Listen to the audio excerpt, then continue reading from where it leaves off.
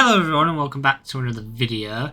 Today we are doing something a little bit different and we are going to be talking about the transition we went through from League to Dota and some things you've got to watch out for to maybe make it easier if you're thinking about trying Dota and you're coming from League, because they're both MOBAs, but they've got a lot of differences, to say the least, that matter a lot when it comes to actually playing Dota versus League. There is a lot more quirks, you know. Again, we've had videos in the past. Well, we've done a video in the past saying what we like about Dota and what we don't like about Dota, and I guess one of the things we didn't like was how it seems to be so over complicated. Like, they've gone deep down a rabbit hole of countering a counter and doing another counter for that counter, and they keep going further down rather than just kind of staying in. So there's a lot more things to think about and do. So it's a bit harder to get into, especially for a new player. Even if you're just a new player in general, for Dota and you haven't come from like League or any of the MOBAs, I feel like League's easier to play and get into than Dota. But yeah, so we're going to be just talking about some of the things you probably want to watch out for that are a big difference. But I've just thought of one now that we haven't wrote down. Oh well, before I think is, I just want to say, if you do enjoy this video and you get something from it that's helpful, then make sure you leave a like. I'd just like to get that in at the start. Try and boost up our likes a bit, and remember to subscribe. Let us know if there's anything you want us to talk about or discuss, or anything you want us to try or do on Dota. We'll be more than happy to. But yeah, we'll get straight into it with James's first thing then. Yeah, I just thought about this, and if I don't say it now, I'll forget it. That's fine. So, in the game, you have BKB, which makes you like unstoppable, pretty much. Which is Black King Bar. Yeah, so it makes you unstoppable, so you can't get stunned or silenced or anything. But it only stops some silences and stuns. Yeah. Like, there's two different types of dispels, which you need to know. Otherwise, you'll end up shafting yourself. Well, there's two different kinds of dispels, but then there's also things that you can't dispel as well. Yes, technically there's three, I guess. So this is what he's on about. So Black King Bar here. So this, I'll zoom in. Zoom in, Sam, when I did it. So basically, applies a basic dispel. It gives you a 60% magic resistance, immunity to pure and reflected damage, which, to be fair, I didn't even know that bit to read. For the duration of the effect, and any negative effect from any spells has no effect. So basically, it stops like stuns that need a basic dispel. Like, say some things need a strong dispel, but this is a basic one. So it'll stop stuns that are a basic dispel. Slows, you can't be slowed for the time. Like, say it's got a duration there. And over time, like the later the game goes, it doesn't last as long. But the 60% magic resist is really nice because obviously it stops the damage. The resistance and immunity to pure and reflected damage. To be fair, that's so if anyone's got Blade Mail, which is this up here, yeah, this reflects a bit of damage, but then when you activate it, it reflects 85% of damage. So Black King Bar is actually if anyone's ever got Blade Mail, James, then apparently just go for Black King Bar. And if you're just getting nuked by magic damage, then get it. But yeah, so yeah, it is the spells though, because there's so many things. Because then there's just silences as well. Like, silences are everywhere in this. In League, there's one or two people with a silence that lasts like not long at all. Whereas in this, you can be silenced for like 5 or 6 seconds or longer. It's ridiculous. Yeah. So if you're like a mage, you can, literally someone can go invisible. Like Ricky can go invisible and put this cloud of smoke, kind of like a Kalia's smoke, and I'm pretty sure he goes invisible in it, Oh no, maybe it's just invisible in general. But he puts a smoke down that silences everyone in the smoke, which obviously you can try and walk out of it, but he's killed you before you get out of it. He's killed you basically. You can you can get wards to see invisible people and stuff, but that's a whole other thing. Is wards, which I guess we can talk about now. I guess there you go. On to the next topic. Transition wards. You've got you've got Observer Ward and a Sentry Ward. Observer Wards are like your normal wards in League. They give you vision around the map, so you can you just get your vision, so you can see what's happening in places. The Sentry Ward you use to see the Observer Wards and other Sentry Wards, so you can destroy them. So same in League where you get a Control Ward, that so you can destroy the wards, or you get a the scanner thing? What's that called? Scanner. Is it? Oh, is it actually scanner? So you've got the scanner, so you can see any wards that are near you. But Sentry Wards also reveal invisible people. So, like, say if Ricky uses his ult and goes invisible, you can see him. He's still invisible, but you can see him when he's in the range of the Sentry Ward. So, but it's like the amount of times that the game kind of revolves around wards to an extent. Like if you've got an enemy team that's got I'm trying to fucking word it properly. There's a lot of people that can just be permanently invisible. Yeah, like Clink's his ult's kind of like Ricky's. He just goes invisible. Then when you attack, you appear. So you're just an assassin. So you got to rely on the Sentry Wards heavily. And I know, but in late game, the people that know what they're doing, they know where to place the wards, like the spots and this, that, the other. But like we literally say, invisibility means invincibility when you're like in where we are and everything. Because like trying to find the good spots to put the wards, but then they just destroy the wards, and then you run out of them, and you got to buy them as well. And it's one of those things where you just forget about them and take up an inventory slot, and you just can't be arsed with them, and it's a thing that's there. But I feel like it's good that they're helpful, obviously, for vision and stuff. I just feel like there's way too much invisibility and stuff, and like the amount of times, because I've been playing the hard support to be in a lane with James, but then you've got to like try and find where to put the wards and stuff. And to be fair, I've not been researching or looking up any guides for it. But every time I try and ward or de-ward, I just get like everyone's just behind me, and our team's behind me. I just get like one shot because they've got an invisible person that's pushed up, and I go try and put a ward down to see the invisible people. I get killed before I can, and then it's just a constant cycle of that. Yeah, Sam's main job is just to ward, and every game he gets absolutely flamed for it. And I can't be asked to do it. Like it's just boring. I find like you're literally going around planting wards. Like I said to James, it's kind of like farming simulator. You're planting your wards and then getting rid of the enemy wards, and I know it's important, yeah, but it's so boring to do. It's not fun. So that's one of my gripes about it. Yeah. I guess that could kind of lead into the next thing, which is roaming. Like in League, you've got like a laning phase, but League's laning phase, I know again in higher elo, when you've got like a 5v5, saying like the proper tournaments or just higher up, people leave lane a lot more and do more ganks and do a bit more. But in general League, it feels like people don't roam as much.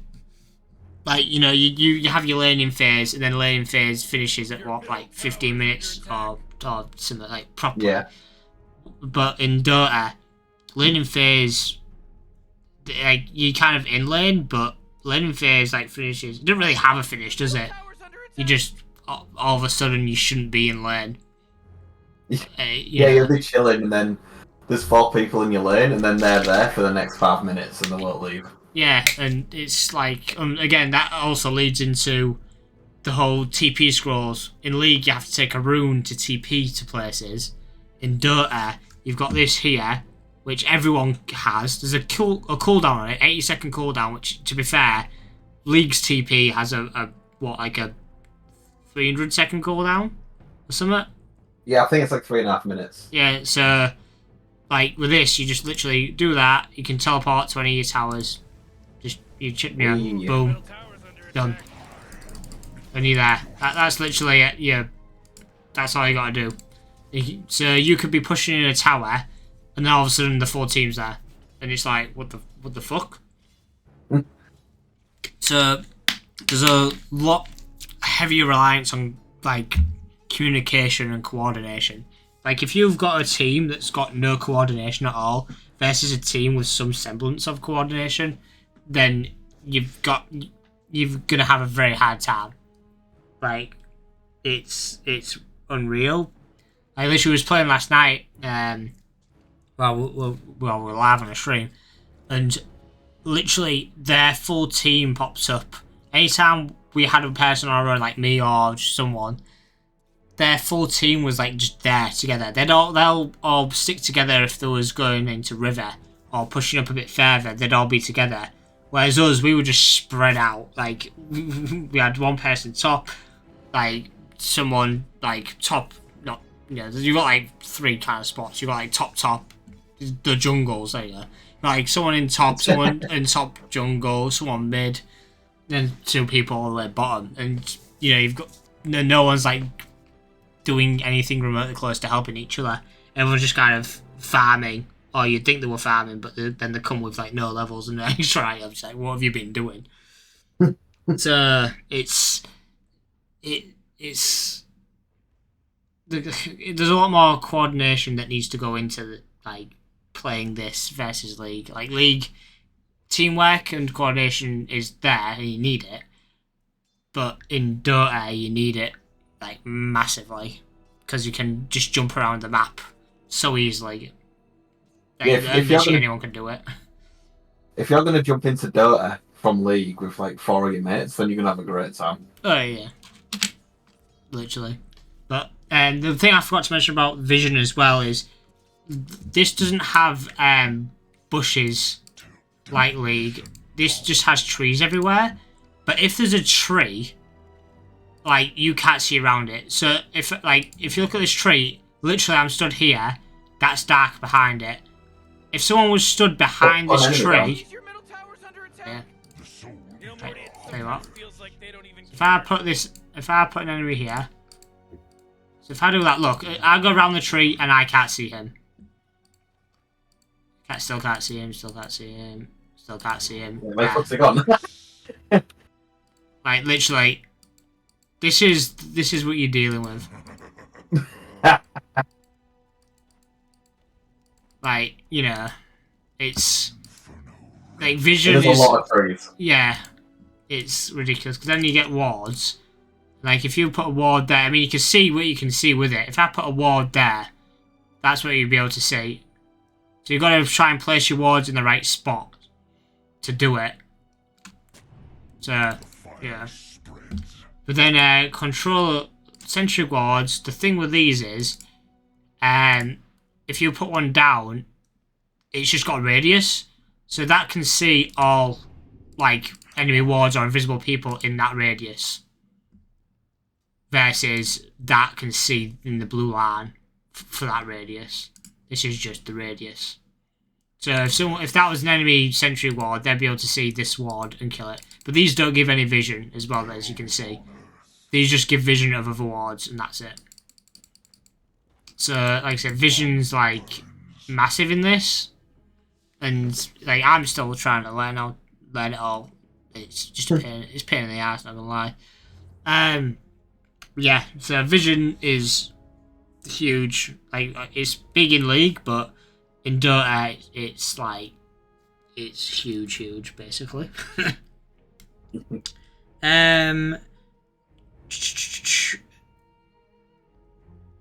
I guess I was thinking what's best.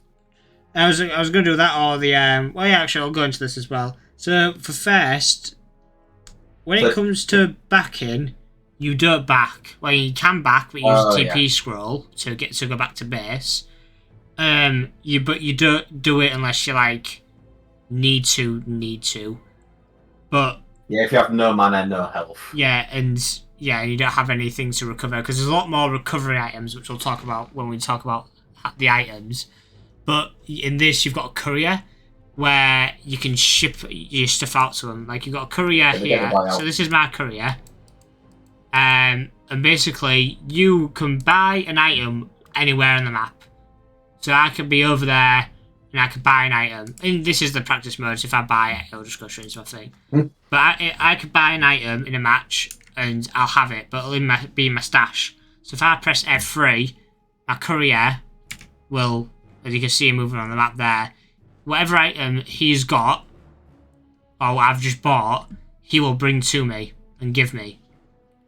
So you're staying in the lane or out in, wherever. You don't back for your items. There's no back and forth, and do your lane, try and win a fight, and look for a spot to back. Push the wave in, back. Reset. There's none of that. You're just in the lane. So then, like I say, you buy your item. He just brings it out to you, and then you just keep going. So there's a lot more consumables. Like you've got tangos where you can eat a tree, which starts to heal you. You've got a magic wand where you get or magic stick, which upgrades into a wand, which gets charges. If an enemy uses an ability near you, you get a charge, and then when you use the charges, you get health and mana back for it. So if you're facing someone that doesn't use a lot of abilities, it's not as worth it because you're not getting as many charges and value out of it. It does give stats as well, and again, stats is another thing. But yeah, so you've got things, so you can get like another tango or like this mangoes that give you, or they give health regen. There's, I thought mangoes gave you, instantly restore. Oh, so it passively gives you health regen, but instantly restores 100 mana when you eat a mango. So you've got a lot more consumables to keep you topped up in lane, which, we normally buy them at the start, then forget about them. But to be fair, I need to try and like start getting more tangos shipped out to me. Yeah, because I'm getting flamed in chat for it again. Well, just the one person. But like I said, they cost 90 gold though. It's still a lot of fucking gold.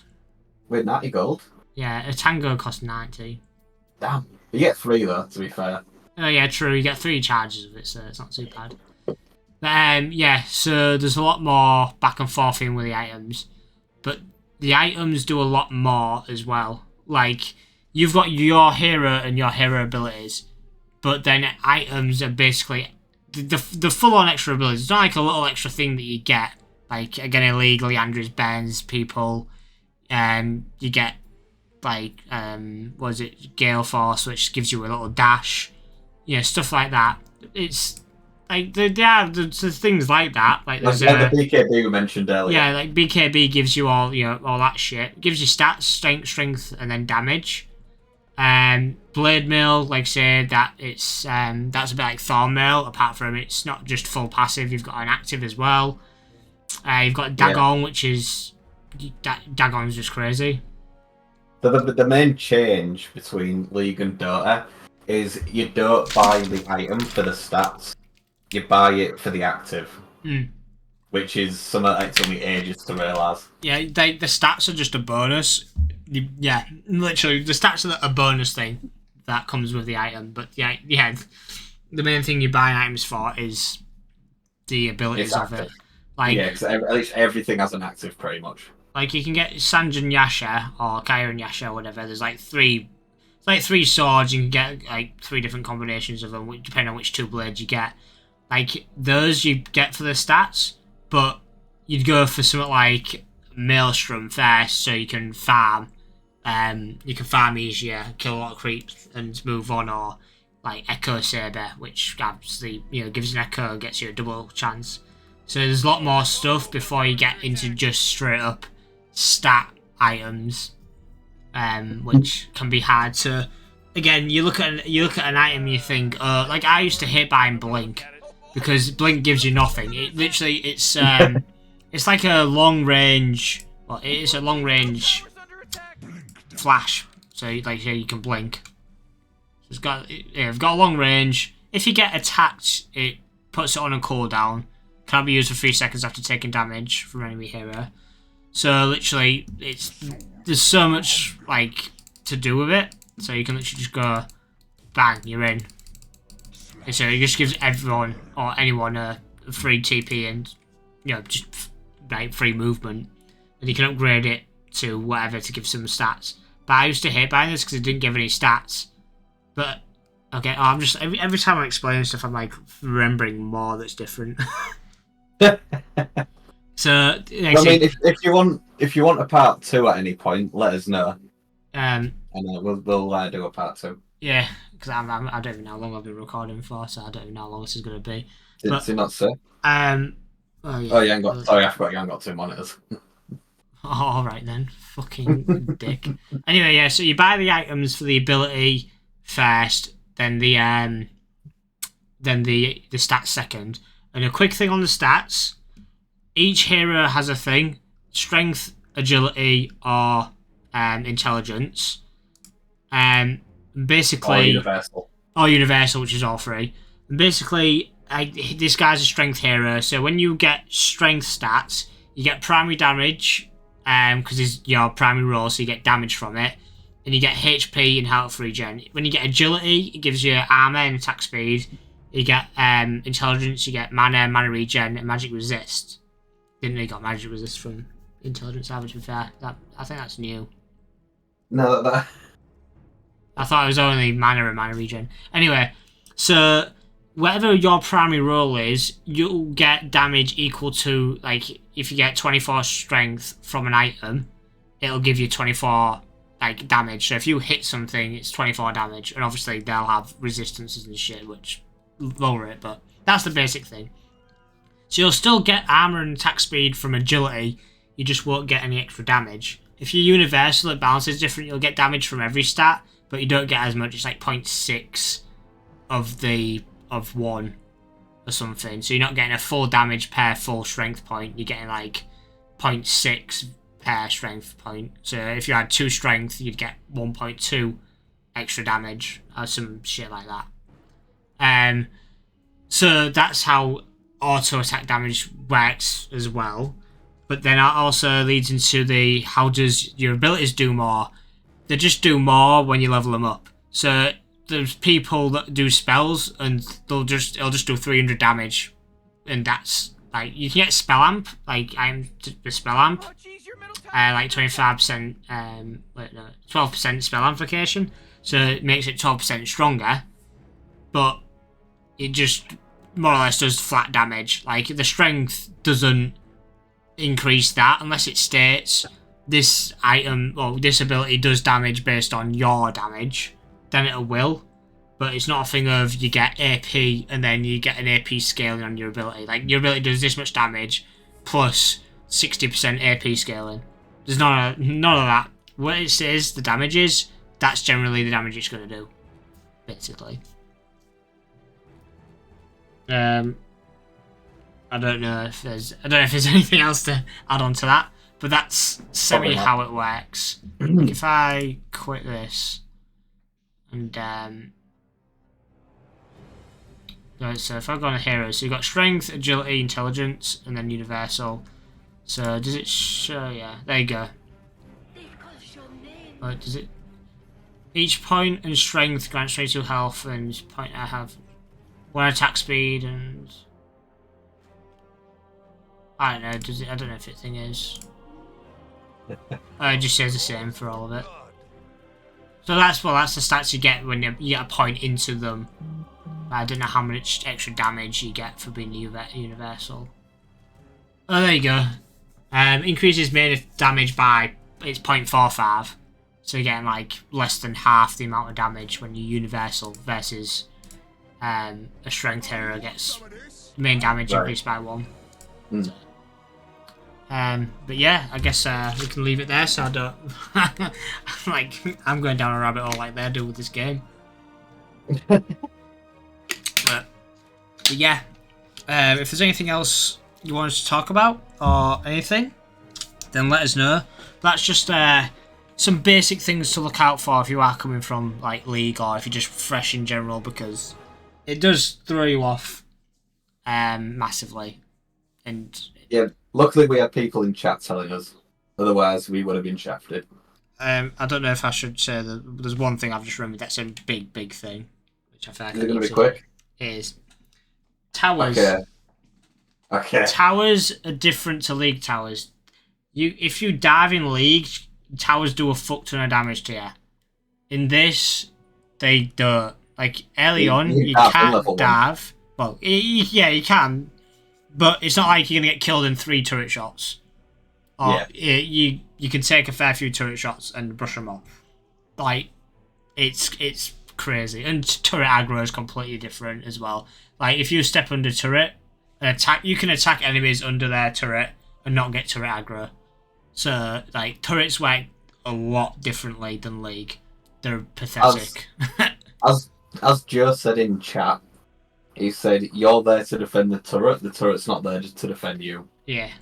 So turrets, you don't go under a turret expecting that it's gonna save you because you're just as fucked under the turret. It gives you a bit more armor and health regen when you're under, like in the turret range or under it, but it's not gonna save you the way a League turret will.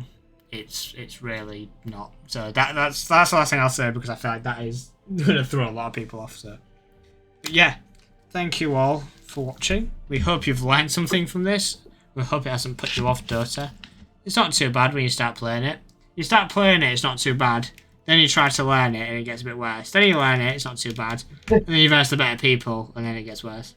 And that's the point we're at. But yeah. Thank you all for watching. Leave a like and subscribe if you, like I say, enjoyed, learnt something. Let us know any tips or if there's anything people need to know if they're new. Leave it in the comments. And yeah, we shall see you next time. Goodbye. Bye.